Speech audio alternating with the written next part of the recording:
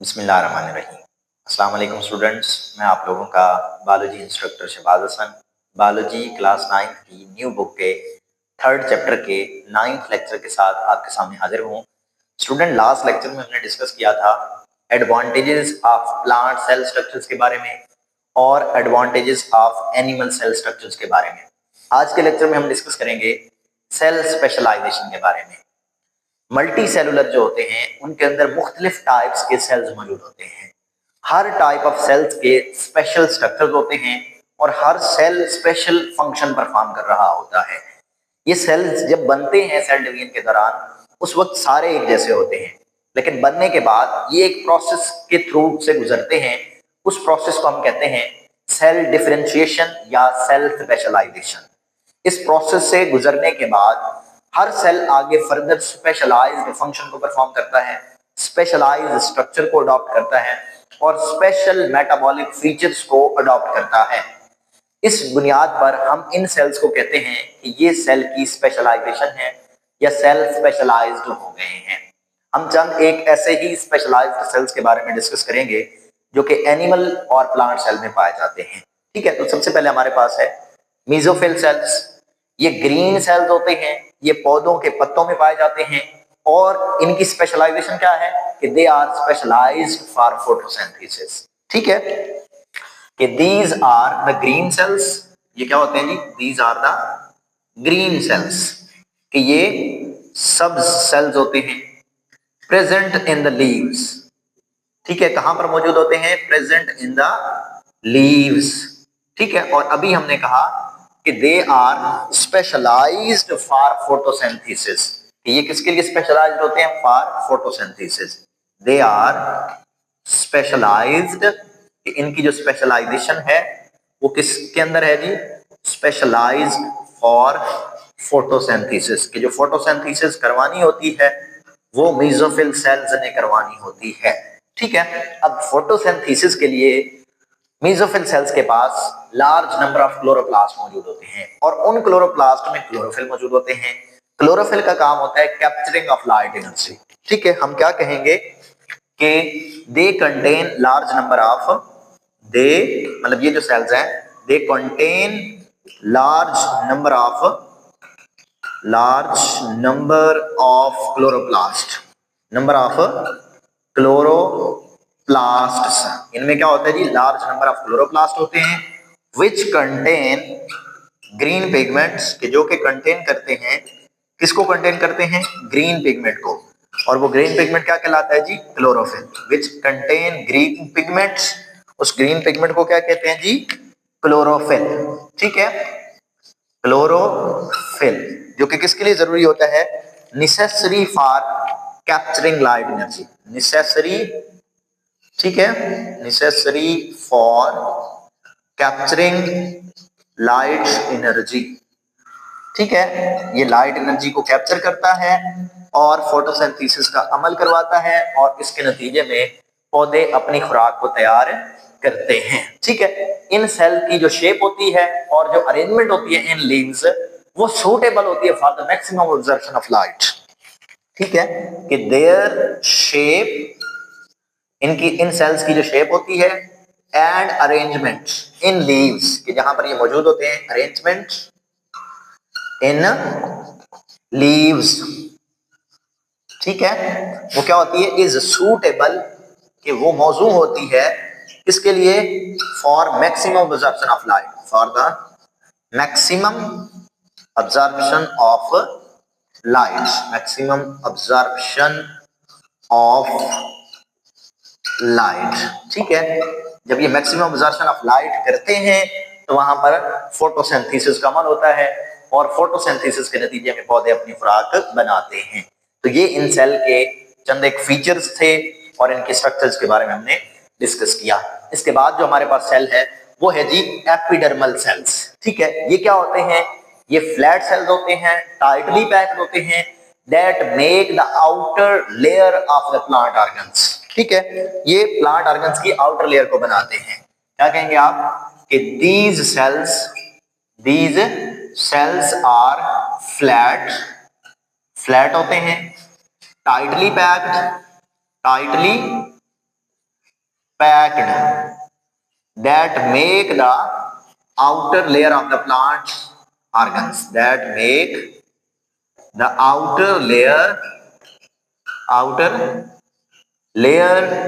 of the plant organ, ये plant organs की, ठीक है, आउटर लेयर को बनाते हैं। उस आउटर लेयर को हम क्या कहते हैं? एपिडर्मिस कहते हैं। हमने कहा ना कि ये आउटर लेयर को बनाते हैं प्लांट्स की, उस आउटर लेयर को हम क्या कहते हैं? एपिडर्मिस। तो इसका मतलब है कि ये वो सेल्स होते हैं जो एपिडर्मिस को बनाते हैं, ठीक है, ऊपर नाम से इजाफा हो रहा है एपिडर्मल सेल्स, मतलब एपिडर्मिस को बनाते हैं। अब ये जो एपिडर्मिस होती है इसका काम क्या होता है कि epidermis protect the internal tissues. Epidermis बाहर मौजूद होती है, एपिडर्मिस क्या करती है जी? प्रोटेक्ट करती है, प्रोटेक्ट्स द इंटरनल टिश्यूज, के अंदर पाए जाने वाले टिश्यूज की प्रोटेक्शन करती है, ठीक है।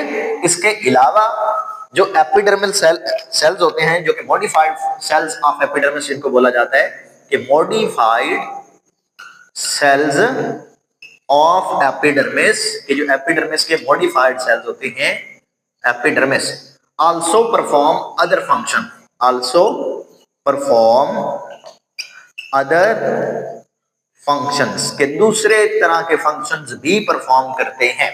फॉर एग्जाम्पल, मिसाल के तौर पे किस तरह से जी? फॉर एग्जाम्पल, ठीक है, कि हमारे पास जो एपिडर्मिस होती है रूट सेल्स की, एपिडर्मिस ऑफ द रूट, हमारे पास जो एपिडर्मिस होती है, epidermis of the root contain करती है रूट हेयर सेल्स को, contain root hair cells, root hair cells, ठीक है।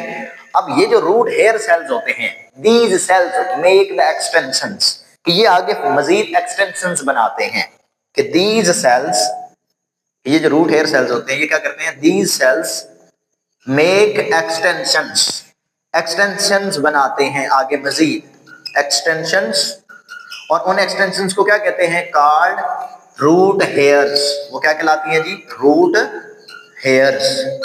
समझ आ रही है कि ये सेल्स एपिडर्मिस जो होती है रूट की, उसमें रूट हेयर सेल्स मौजूद होते हैं, और यही जो रूट हेयर सेल्स होते हैं वो मजीद एक्सटेंशंस बनाते हैं जिनको हम रूट हेयर्स कहते हैं। अब ये जो रूट हेयर्स होते हैं ये क्या करते हैं? ये इंक्रीज करते हैं कि root hairs increase surface area, increase the surface area, surface area को बढ़ाते हैं, टू ऑब्जर्व, किसको ऑब्जर्व करने के लिए? To observe water and minerals from soil, ठीक है, कि सॉइल से वाटर और मिनरल्स को ऑब्जर्व करने के लिए जो सरफेस एरिया को बढ़ाते हैं वो हमारे पास कौन बढ़ाते हैं जी? रूट हेयर्स बढ़ाते हैं, ठीक है। इसके अलावा जो एपिडर्मिस पाई जाती है, epidermis, lower epidermis of the leaves, एक अपर एपिडर्मिस होती है, एक लोअर एपिडर्मिस होती है। अपर एपिडर्मिस और लोअर एपिडर्मिस मिसाल के तौर पे इस तरह से कह देता हूं कि ये ऊपर वाली लेयर है, इसको हम अपर एपिडर्मिस बोलते हैं, ये नीचे वाली लेयर इसको लोअर एपिडर्मिस बोलते हैं। इसके दरमियान में इस तरह से मेसोफिल सेल्स पाए जाते हैं, ठीक है, कि ये हमारे पास मेसोफिल सेल्स हैं, ठीक है, ये मेसोफिल सेल्स हैं, ये अपर एपिडर्मिस है और ये हमारे पास लोअर एपिडर्मिस है, ठीक है। अब हमने कहा कि जो लोअर एपिडर्मिस होती है उसमें गार्ड सेल्स होते हैं, कि lower epidermis of the leaves contains guard cells, ठीक है, कि lower epidermis of the leave, the lower epidermis of the leaves, के लीव्स की जो लोअर एपिडर्मिस होती है वो क्या करती है जी? कंटेन्स गार्ड सेल्स, उसमें क्या होते हैं जी? गार्ड सेल्स मौजूद होते हैं, ठीक है। अब गार्ड सेल्स का काम पूछा जाए तो आपका क्या करते हैं? विच regulate the opening and closing of stomata, which regulate the opening and closing of stomata, regulate the opening, ठीक है, and closing of stomata, stomata के खुलने और बंद होने का जो सबब बनते हैं वो हमारे पास गार्ड सेल्स होते हैं, और गार्ड सेल्स जो होते हैं वो लोअर एपिडर्मिस में पाए जाते हैं, ठीक है। तो ये हमारे पास था एपिडर्मल सेल्स, जिसको हमने डिटेल के अंदर स्टडी किया कि ये क्या होते हैं, इनमें किस किस तरह के स्ट्रक्चर्स होते हैं और ये कौन कौन से फंक्शन को परफॉर्म कर रहे होते हैं। ठीक है, इसके बाद हमारे पास है muscle cells. Muscle cells are the specialized animal cells that can contract. ठीक है, ये एनिमल सेल्स हैं स्पेशलाइज्ड, और इनका काम क्या होता है कि that can contract. Muscle cells are the specialized animal cells, specialized animal cells, ये स्पेशलाइज्ड एनिमल सेल्स होते हैं दैट कैन कॉन्ट्रैक्ट, जो कि क्या कर सकते हैं, कॉन्ट्रैक्ट कर सकते हैं। ठीक है, इसके अलावा ये क्या होते हैं, इलोंगेटेड सेल्स होते हैं, दे आर इलोंगेटेड सेल्स, के लंबे सेल्स होते हैं। ठीक है, लंबूतरे सेल्स होते हैं, they are elongated cells filled with actin and other contractile proteins, actin and other contractile proteins। ठीक है, contractile proteins। अब ये जो हमारे पास मसल सेल्स हैं, ये फर्दर आगे 3 टाइप्स में डिवाइड होते हैं। There are 3 type of muscle cells. सबसे पहले हमारे पास क्या है जी, स्केलेटल मसल सेल्स। कौन से हैं जी, स्केलेटल मसल सेल्स। ठीक है, ये क्या होते हैं जी, स्केलेटल मसल सेल्स। ठीक है, इनको हम क्या कहेंगे कि these are long striated muscles. ये क्या होते हैं, लॉन्ग होते हैं, कि these are long striated cells. Long होते हैं, स्ट्रिएटेड होते हैं, धारीदार होते हैं। ठीक है, लंबे सेल्स होते हैं, स्ट्रिएटेड होते हैं। They are attached to bones, और ये कहां पर मौजूद होते हैं, ये बोन्स के साथ अटैच्ड होते हैं। They are attached to bones. ठीक है, अटैच्ड टू बोन्स, ये बोन्स के साथ अटैच्ड होते हैं। इसके अलावा they are voluntary in actions, ये हमारे काबू में होते हैं, ये हमारे कंट्रोल में होते हैं। They are voluntary in actions, they are voluntary in actions, कि ये हमारे काबू में होते हैं, ये हमारे कंट्रोल में होते हैं। एंड देयर कंट्रैक्शन, और इनकी जो कंट्रैक्शन है, and their contraction move the skeleton, के इनकी कंट्रैक्शन की वजह से हमारा स्केलेटन मूव करता है। Skeleton for the body movement and locomotion, for the body movement and locomotion. ठीक है, कि इनकी कंट्रैक्शन की वजह से हमारा जो स्केलेटन है वो इस वजह से मूव करता है ताकि बॉडी की मूवमेंट हो सके, बॉडी लोकोमोशन कर सके। ठीक है, तो ये हमारे पास था स्केलेटल मसल सेल्स। आप क्या कहेंगे, ये लॉन्ग होते हैं, स्ट्रेटेड होते हैं, बोन्स के साथ अटैच्ड होते हैं, they are voluntary in action. ठीक है, and their contraction move the skeleton for the body movement and locomotion. इसके अलावा हमारे पास में दूसरी टाइप इसकी, वो है जी cardiac muscle cells. Cardiac muscle cells. ठीक है, कार्डियक मसल सेल्स, ये क्या होते हैं जी, they are branched and striated muscles. ये ब्रांच्ड होते हैं, they are branched and striated sales.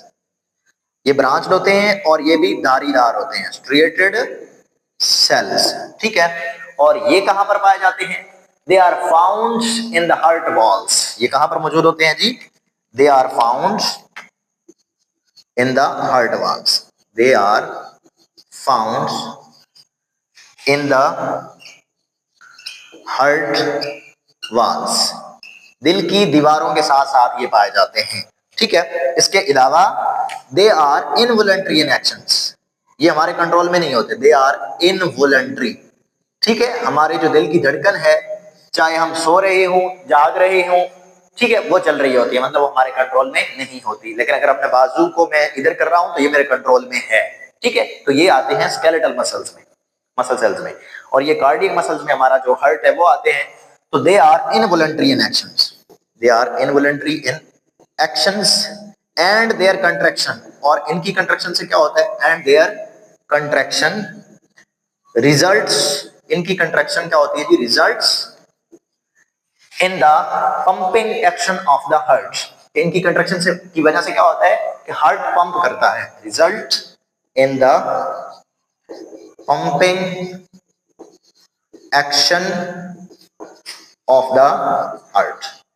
ठीक है, ये इसके बारे में था जो कि हमारे पास क्या होते हैं, कार्डियक मसल सेल्स। ये ब्रांच होते हैं, ये भी स्ट्रेटेड होते हैं, ये हार्ट वाल्स में पाए जाते हैं, ये इनवॉलंटरी एक्शंस होते हैं और इनकी कंट्रैक्शन की वजह से हार्ट जो है वो पंप कर रहा होता है। ठीक है, इसके अलावा जो हमारे पास तीसरी टाइप है वो स्मूथ मसल सेल्स है। Smooth muscle cells, smooth muscle cells, muscle cells ये क्या होते हैं जी? They are spindle shaped and non striated. ये क्या होते हैं? स्पिंडल शेप्ड होते हैं और नॉन स्ट्रिएटेड होते हैं। दे आर स्पिंडल शेप्ड, ये स्पिंडल टाइप होते हैं, ठीक है, and non striated, and non striated, ठीक है, ये भी इनवॉलंटरी इन एक्शन होते हैं। They are involuntary in action, ठीक है, they are involuntary in action. Involuntary ये भी हमारे कंट्रोल में नहीं होते, इनवॉलंटरी इन एक्शंस। और ये कहां पर पाए जाते हैं? And founts in the walls of internal organs, के अंदरूनी ऑर्गन्स की दीवारों के साथ पाए जाते हैं। And founts in the walls of internal organs, ठीक है, in the walls of internal organs. मिसाल के तौर पे हमारी जो एलिमेंट्री कैनाल है ये उसके अंदर पाए जाते हैं और इनके कंट्रैक्ट होने की वजह से हमारी जो खुराक है वो आगे की तरफ मूव करके जाती है। ठीक है, कि they are present in the alimentary canal and due to their contraction food move forward. ठीक है, और ब्लड वेसल्स में पाए जाते हैं तो वहां पर ये क्या करते हैं? विच रेगुलेट ब्लड फ्लो। ठीक है, कि एक तो ये ब्लड वेसल्स में पाए जाते हैं, ब्लड वेसल्स में लिख देता हूं, जगह थोड़ी है, ब्लड वेसल्स, ठीक है, तो ब्लड वेसल्स में ये जो पाए जाते हैं वहां पर ये क्या करते हैं? Regulate blood flow, regulate blood flow, कि वहां पर ये ब्लड फ्लो को रेगुलेट करवाते हैं। दूसरा मैंने कहा कि एलिमेंट्री कैनाल में पाए जाते हैं, ठीक है, एलिमेंट्री कैनाल, एलिमेंट्री कैनाल खुराक की जो नाली है वहां पर ये क्या करते हैं? इनकी कंट्रैक्शन की वजह से क्या होता है कि फूड मूव्स फॉरवर्ड, कि वहां पर क्या होता है? फूड मूव करती है फॉरवर्ड। ठीक है, समझ आ गई बात की? तो ये हमारे पास था मसल सेल्स और उसकी टाइप्स के बारे में हमने डिस्कस किया है। मैं उम्मीद करता हूं कि बहुत अच्छी तरह से आपको ये टॉपिक समझ आ गया होगा। आपने अहम पॉइंट्स को नोट करना है, बुक के ऊपर हाईलाइट कर लेना है जो मेजर पॉइंट्स है आपके, और आपने इसकी बहुत अच्छी तरह से तैयारी करनी है। आज का हमारा यही टॉपिक था। इस टॉपिक से रिलेटेड आपका कोई भी क्वेश्चन हो वो आप कमेंट बॉक्स में पूछ सकते हैं। अल्लाह हाफिज।